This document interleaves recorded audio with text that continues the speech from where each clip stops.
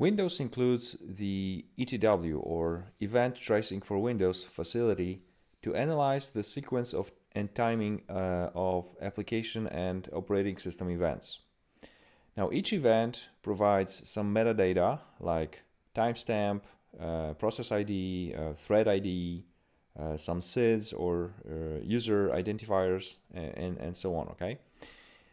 Event also contains user-defined data, which holds the main event information, like host names for DNS traffic, or let's say WMI execution information, .NET runtime, event details, and so on.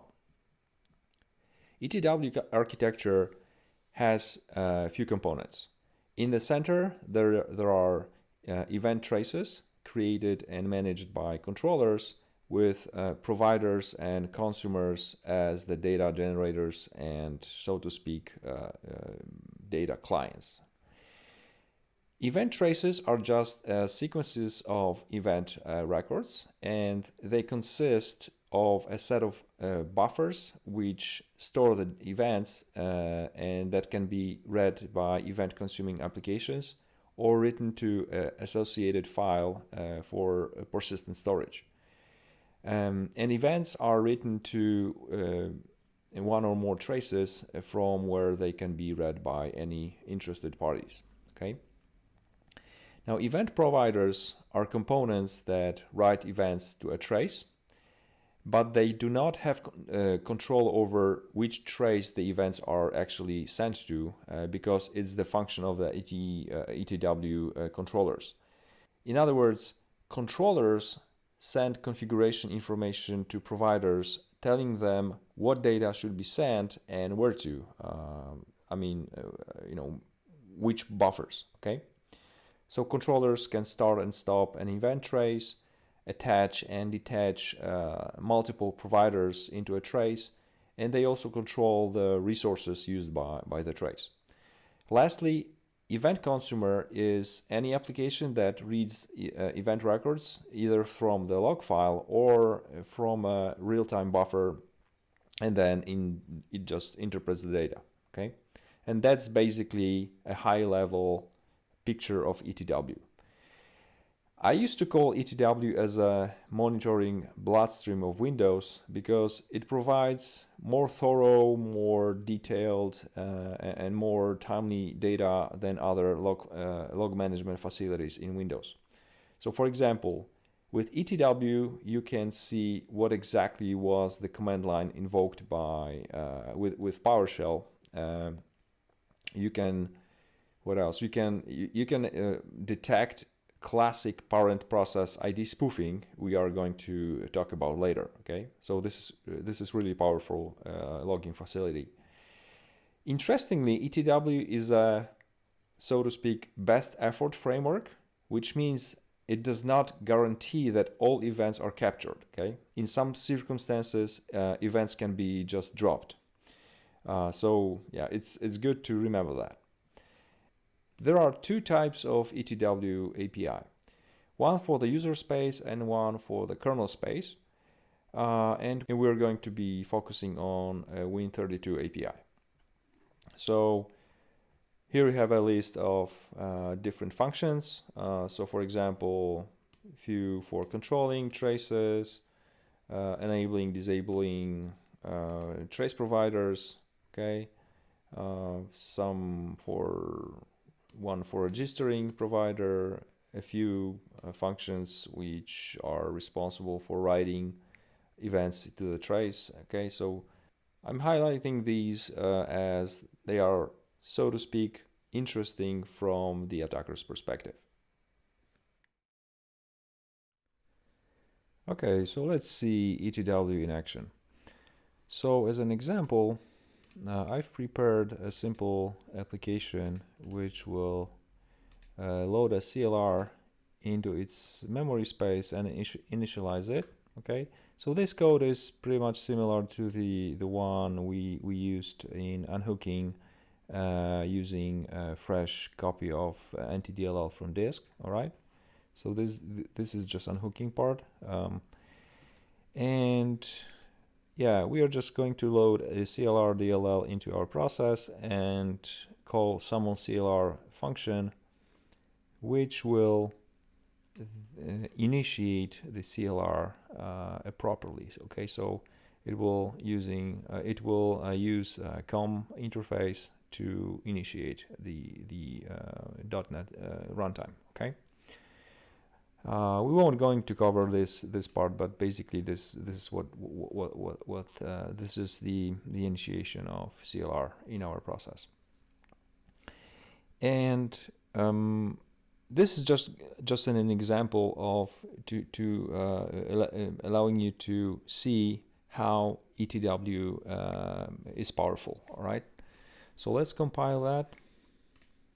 Let's compile that code.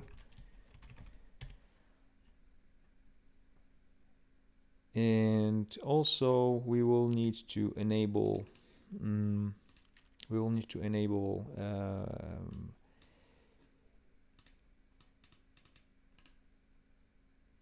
logging. Okay, so for that you can use this file with commands, and we will need to use high privileged command line for running logman, because it requires high privileges. Okay, now it's running.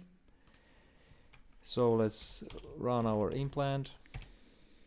Okay, and now it should be represented as a CLR. Yeah, Process Hacker Process Hacker sees this as a .NET process with a few subdomains, default one is, and so on. Okay, so let's end it up and let's stop logging. Okay, so now we should have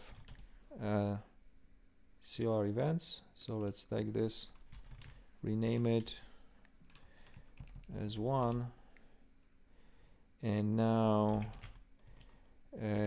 let's convert it to the this XML format. Okay, to see those logs. And so as you can see, there is a lot of data here, but let's take, so this is the process ID of our implant when it was running. So let's search any events which are related to our process. Okay, so first event, we have start of the runtime. Okay, it was, so CLR DLL was loaded, then new app domain was loaded, then new thread was created, and like some segment, and as you can see, a lot of logs related to our process has been captured, right? So yeah, this is a clear example of how ETW is powerful. All right, that is why I'm calling this as monitoring bloodstream of Windows. All right, so what we can do about it? First of all, the process which wants to log its activity using ETW, it will utilize several API functions from NTDLL. Okay, these are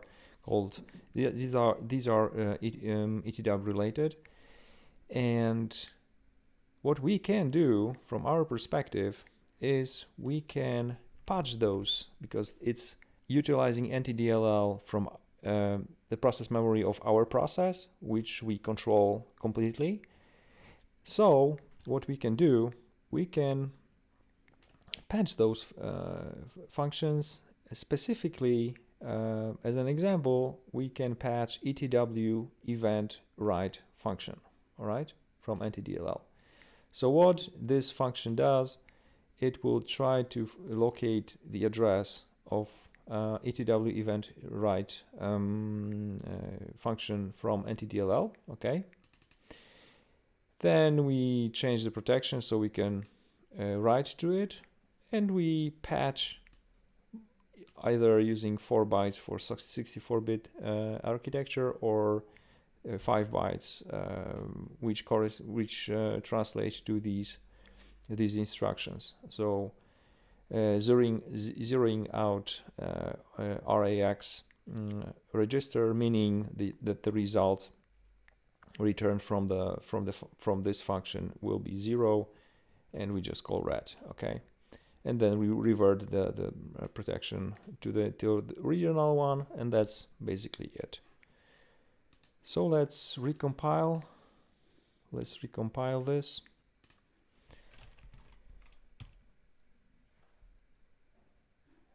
And before we turn on the logging again, let's change the names of these files. All right. So let's start.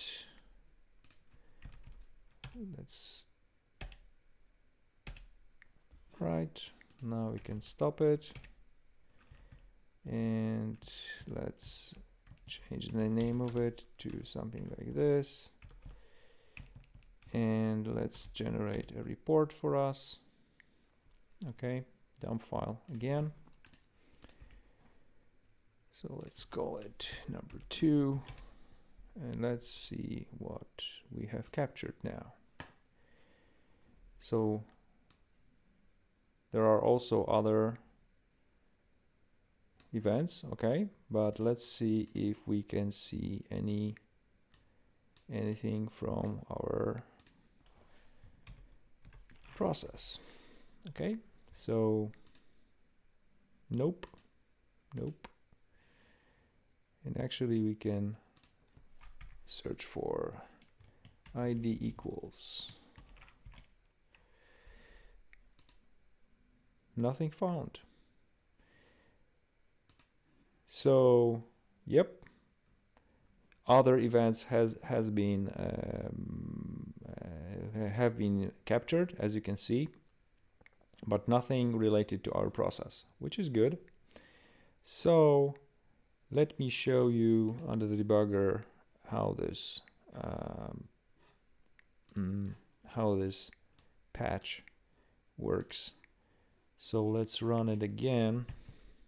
Now we don't need the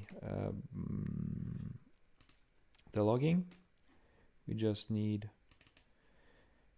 our debugger. Let's attach it to our implant, and let's go to ntdll event write. All right, so this is the beginning of the function. All right, so let's continue, and